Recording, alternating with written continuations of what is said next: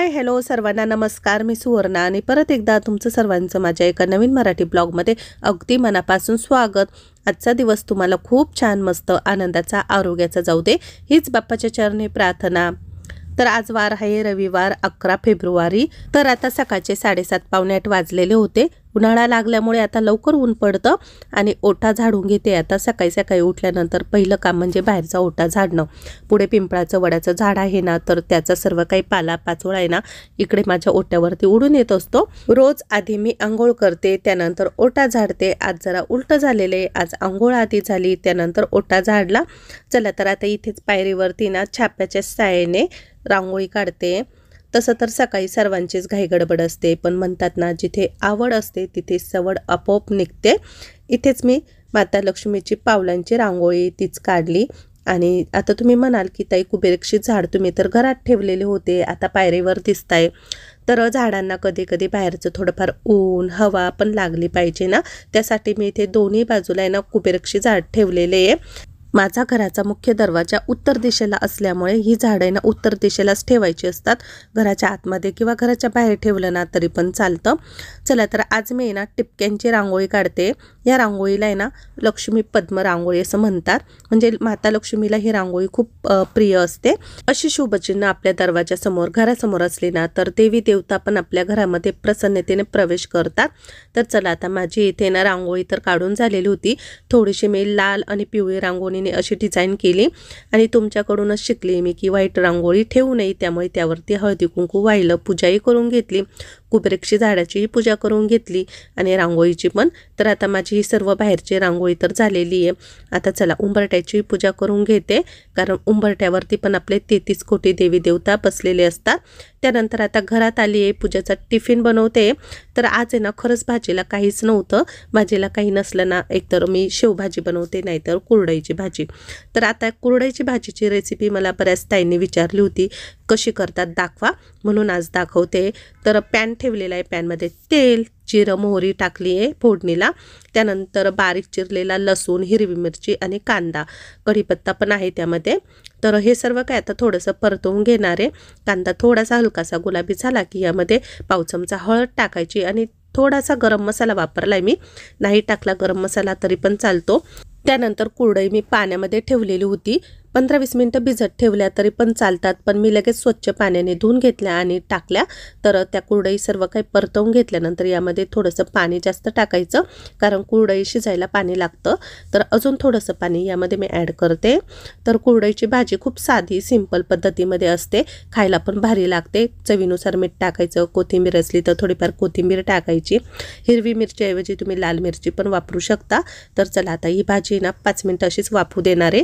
हे बघा 5 मिनिटामध्ये ना कुरडईची भाजी अशी मस्त झालेली आहे, खूप वेळ पण लागत नाही या भाजीला। आणि सकाळी ना पूजाच्या भाज्या जरा सिंपल पद्धतीमध्येच असतात, अशाच करते मी।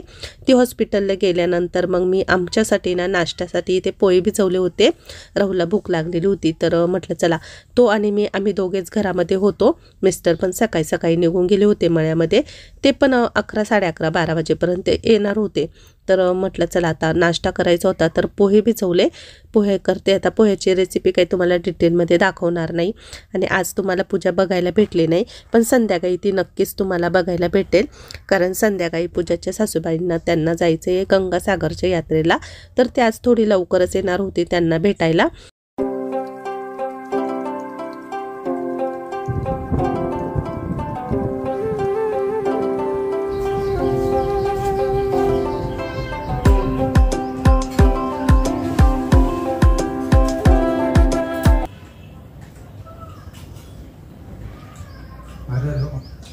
मिरच्या टाकलं, मिरची काढून टाकून बाजूला। सगळ्या मावशी ताईंला काकांना दादांना सगळ्यांना गुड मॉर्निंग।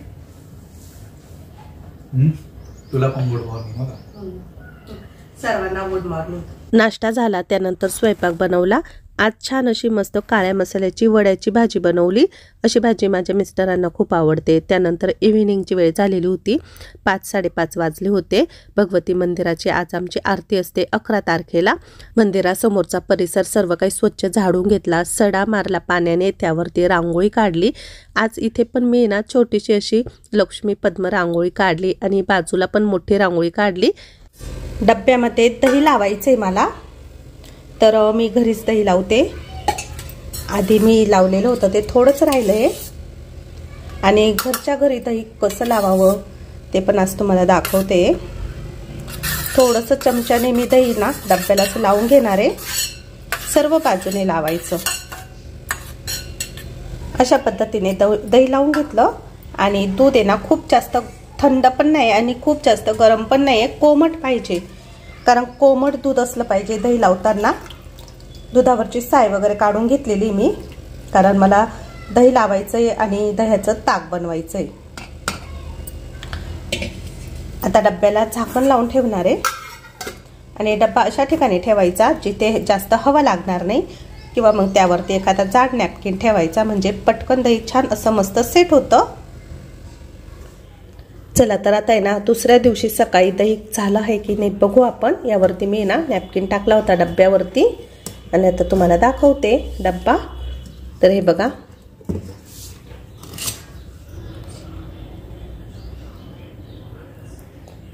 छान असं मस्त दही झालेलं आहे।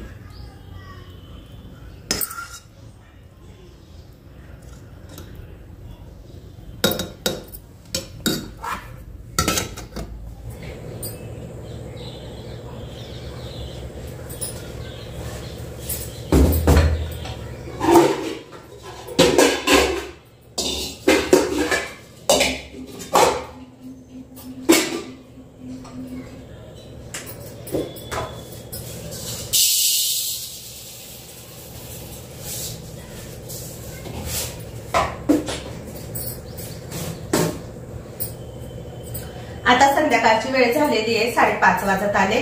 भगवती मंदिरासमोर मी रांगोळी सडा वगैरे झालेला आहे माझं सर्व काही करून आता घरात आली स्वयंपाक करणार आहे। तर आज 11 तारीख आहे आणि 11 तारखेला आमची भगवती देवीची आरती असते, तर लवकर स्वयंपाकाला लागली आहे आणि आरती आहे, नैवेद्य दाखवायचंय। त्यासाठी मग मी इथे मुगाचं वरण करणार आहे, मुगाच्या डाळीचं।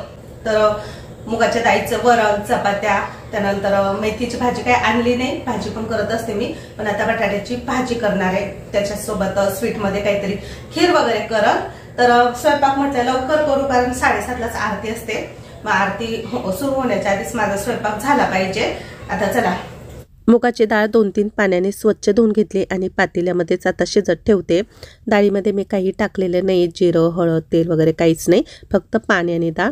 त्यानंतर कुकरमध्ये इथे 4 ते 5 बटाटे बॉईल करण्यासाठी टाकलेले आहे आणि शेगडीवरती आता डाळ पण शिजते एका साईडला आणि दुसऱ्या साईडला मी इथे भात ठेवते, कारण पातेल्यामध्येच मी भात करत असते। तांदूळही काढून घेतले, पाणी गरम असतानाच त्यामध्ये तांदूळ धुवून टाकले। शेगडीवरती भात आणि डाळ शिजते तोपर्यंत आता इकडे बाकीची तयारी करून घेणार आहे। चपात्यांचं पीठ आहे ना भिजून ठेवलं तर चपात्या एकदम मऊ होतात, सॉफ्ट होतात। थोडीशी वाटी छोटीच पडली पिठाला, पण चला आता पीठ भिजवलंय, थोडंसं तेल लावते आणि हे पीठ आहे ना असंच मी असं भिजत ठेवणार आहे आणि त्यावरती प्लेट ठेवून झाकून ठेवणार आहे 1-10 मिनटं, त्यामुळे पीठ छान मस्त भिजतं। त्यानंतर आता डाळीला आणि बटाट्याच्या भाजीला फोडणी द्यायची, तर त्याची ही सर्व तयारी करून घेते। लसूण आणि हिरवी मिरची बारीक कापून घेणार आहे। डाळीला 1 टोमॅटो पण टाकणार आहे, मुगाची डाळ साधीच करणार आहे, पण 1 टोमॅटो टाकल्यामुळे डाळीला खूप छान टेस्ट येते। तर ही सर्व काही तयारी करता करता शेगडीवरती माझा भात आणि डाळ पण होते।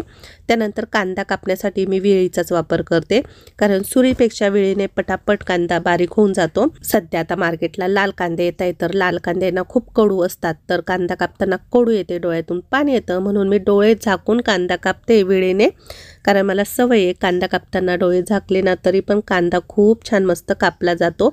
तर हे बघा, आता माझा कांदाही कापून झाला आणि डाळ पण इकडे छान अशी मस्त शिजली आहे। तर ही बघा मस्त झालेली डाळ. आता भात पण झालेला होता इकडच्या साईडला. त्यानंतर आता शेगडीवरती ना कुकर ठेवला आहे बटाटे बॉईल करण्यासाठी. 2-3 शिट्ट्या करून घेणार आहे कुकरच्या. आणि दुसऱ्या शेगडीवरती पातेलं ठेवलेले. डाळीची फोडणीची तयारी झालेली होती. मुगाची डाळ साधीच बनवते मी. तेल गरम झाल्यानंतर त्यामध्ये अर्धा चमचा जिरे, अर्धा चमचा मोहरी टाकली. जिरं मोहरी छान तडतडली. त्यानंतर 2-3 हिरव्या मिरचीचे काप टाकले, कढीपत्ता आणि बारीक चिरलेला लसूण घेतला. तर हे सर्व काही तेलामध्ये ना परतवून घेणार आहे. आज मी तुम्हाला ना 1 तासात सर्व काही स्वयंपाक फटाफट करून दाखवते. आता यामध्ये पाव चमचा हळद टाकते आणि टोमॅटो बारीक कापलेला आहे तो टोमॅटो टाकणार आहे. तर साधी सिंपल पद्धतीमध्ये जशी मुगाची डाळ मी करत असते खूप भारी लागते. यामध्ये खोबरं जर किसून टाकलं ना अजून पण टेस्टी होते ही डाळ. तर खोबरं टाकायचं माझ्या लक्षातच राहिलं नाही, खोबरं पण होतं किसलेलं. आणि माझा हा सर्व स्वयंपाक आहे ना 1 तासाच्या आसपासच झाला होता. खूप जास्त वेळ मला लागत नाही स्वयंपाकाला. स्टेप बाय स्टेप सर्व काही तुम्हाला मी इथे दाखवते. या पद्धतीने जर तुम्ही स्वयंपाक बनवला ना तर तुमचाही स्वयंपाक आहे ना खूप पटकन होऊन जाईल. तर आता यामध्ये मी पाणी टाकलंय, शिजवलेली डाळ पण टाकली. आता डाळीला आपल्याला जितकं पाणी टाकायचं आहे त्याप्रमाणे पाणी टाकायचं आणि सर्वात शेवटी चवीनुसार मीठ. आमच्याकडे डाळ थोडीशी पातळच लागते कारण आम्ही कधी कधी चपाती चुरून त्यावरती डाळ घेऊन खात असतो. तुम्हाला जर भातावर खायची असली तर पाणी कमी टाका. 5 ते 7 मिनिटं वरण चांगलं उकळू दिलं. वरणही झालेलं होतं आणि बटाटे पण बॉईल झालेले होते.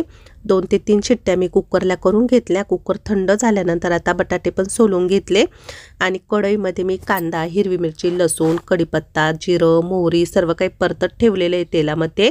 ते सर्व परततं तोपर्यंत बटाट्याचे कापही करून घेतले. कांदा हलकासा गुलाबी झाल्यानंतर यामध्ये हळद टाकायची आणि काप केलेले बटाटे टाकायचे. यामध्ये तुम्ही मॅगी मसाला जर टाकला ना अजून पण ही भाजी खूप टेस्टी लागते. पण आता मॅगी मसाला नाही आहे घरामध्ये त्यामुळे मग मी फक्त हिरवी मिरची टाकली आहे आणि चवीनुसार मीठ टाकलं. कोथिंबीर पण नव्हती माझ्याकडे. तर ही साधी सिंपल बटाट्याची भाजी खूप भारी लागते. जेव्हा आपण डाळ भात करतो ना त्यावेळेस ही भाजी करून बघा. आता स्वीटमध्ये शेवईची खीर बनवते मी आज. खीर सर्वात शेवटी बनवायची कारण ती गरम गरम असते. शेवई थोड्याशा तुपावरती भाजून घेतल्या आणि त्यानंतर यामध्ये ना दूध टाकलं. दूध पण आपल्याला जसं पाहिजे तसं टाकायचं कारण नंतर कधी कधी शेवईची खीर आहे ना घट्ट होऊन जाते. तर आधीच थोडंसं दूध आहे ना जास्त टाकायचं. त्यानंतर काजू बदामाचे कापही करून घेतले थोडेफार. तर तेही टाकले आणि वेलची पावडर टाकायची थोडीफार. तर हे वेलची पावडरचं पॅकेट मी किराणामध्येच आणत असते. आता हे सर्व काही मिक्स करून घेतलं आणि यानंतर यामध्ये 2-3 चमचे साखर टाकली. चवीनुसार जसं आपल्याला गोड पाहिजे त्याप्रमाणे टाकायची. तर ही शेवईची खीर आहे ना खूप झटपट पद्धतीमध्ये होते. सिंपल पद्धतीमध्ये तुम्हाला आज मी दाखवली. 5 मिनटं झाकण ठेवून मंद आचेवरती होऊ द्यायची. तोपर्यंत आता माझ्या चपात्या तर झालेल्या होत्या. नैवेद्य भरायचे होते मला बाहेरच्या देवी देवांना. त्यासाठी मी असे छोटे छोटे नैवेद्य करून घेतले. घरातल्या देवांना मी डायरेक्ट ताटच ठेवत असते आणि तेच ताट आम्ही नंतर खायला घेत असतो. पण बाहेर देवांना मग असे छोटे नैवेद्य बनवले भगवती मातेला आणि तिथेच बाजूला पारावरती बाळमुंजाचं स्थान पण आहे. तर दोन्ही ठिकाणी नैवेद्य दाखवायचे होते. शेवईची खीर पण झालेली होती माझी आणि ताटही भरून झालेलं होतं पूजेचं. चला आता 7:30 झाले आणि आरतीची वेळ पण झाली आहे.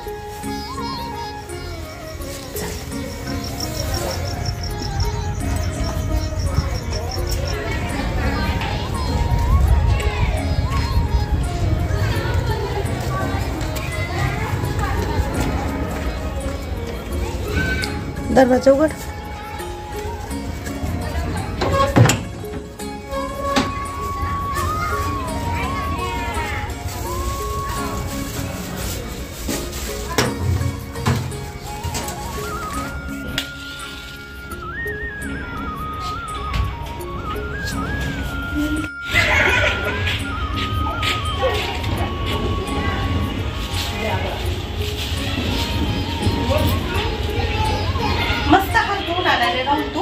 भारी ना. फ्रेश आहे, मस्त आहे, छान आहे. वाईट फुलांचा वेणी नाही भेटली का? वेणी नव्हती, फुलं आणले वाईट. चला वेणी नाही, शेवंतीची फुलं आहे.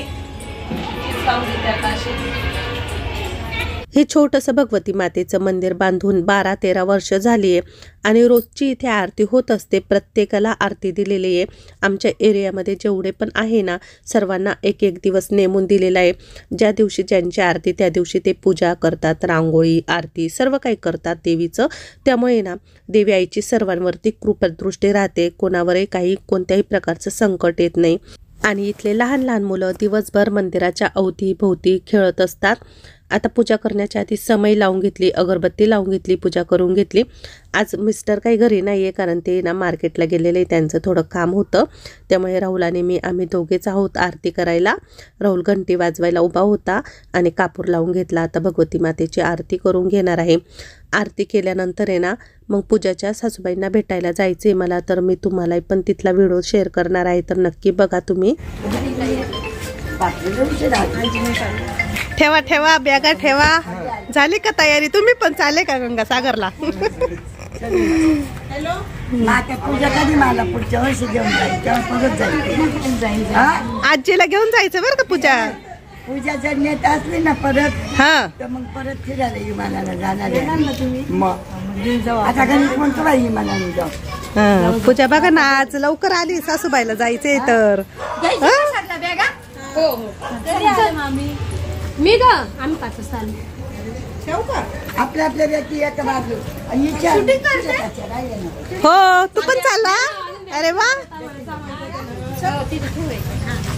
तुम्ही पण चालले का? हो मग. गुडी ताई पण आहे का?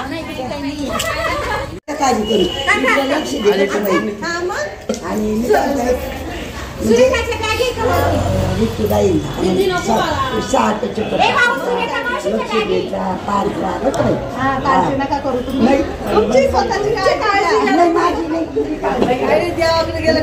महिनाभर सांभाळायची महिनाभर तुम्ही ऋतू आणि पूजाच्या सासूबाई चालल्या गंगासागरच्या यात्रेला. त्यामुळे आम्ही त्यांना भेटायला आलो. वैशुमावशी पण आलेली होती, ऋतूची मम्मी चंदामावशी पण आली होती. तर आम्ही वरती आलो कारण त्यांची सर्व काही तयारी वरतीच चालू होती. आज पूजा पण हॉस्पिटलमधून लवकर आली होती, त्यांना जायचं होतं म्हणून भेटायला. त्यांचं चालू आहे जेवण. ऋतूच्या मिस्टरांनी पूजाच्या मिस्टरांनी त्यांचे सर्व काही बॅग्स भरून ठेवल्या, सर्व तयारी करून झालेली होती. आम्ही आल्यानंतर त्यांचं जेवण झालं. मग आम्ही त्यांच्या पाया पडलो, त्यांना भेटलो. गंगासागरच्या यात्रेमध्ये 2 धाम होतात आणि बद्रीनाथच्या यात्रेमध्ये 2 धाम होतात, असे 4 धाम होतात.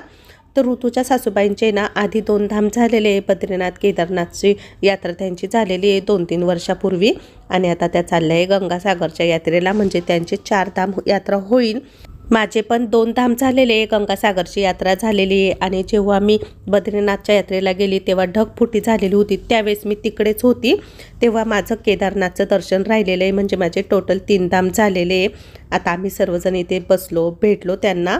त्यानंतर मग खाली गेलो तर पूजाच्या मावस सासू पण आलेल्या होत्या दोघी, म्हणजे पूजाच्या सासूबाईंच्या 2 बहिणींना, त्या पण चाललेल्या आहे. त्यांच्यासोबत त्यांचे लहाने भाऊ भाऊजाई पण चाललेले आहे. तर ही त्यांची सर्व फॅमिली चालली आहे गंगासागरच्या यात्रेला. तर इथून पुढचा प्रवास त्यांचा खूप आनंदमय एकदम सुखाचा हो हीच बापाच्या चरणी प्रार्थना करते. पूजा पण सर्वांच्या पाया पडली, आम्ही पण सर्वांना भेटलो. मला माझी काळजी नाही, त्यांची काळजी घ्या काळजी. बाय. चलो गंगासागर यात्रा. यात्रेची बस पण आलेली होती. तर आजचा व्हिडिओ कसा वाटला कमेंटमध्ये नक्की सांगा. उद्याच्या नवीन ब्लॉगमध्ये भेटू. तोपर्यंत सर्वांना बाय बाय. सर्वांना शुभरात्री.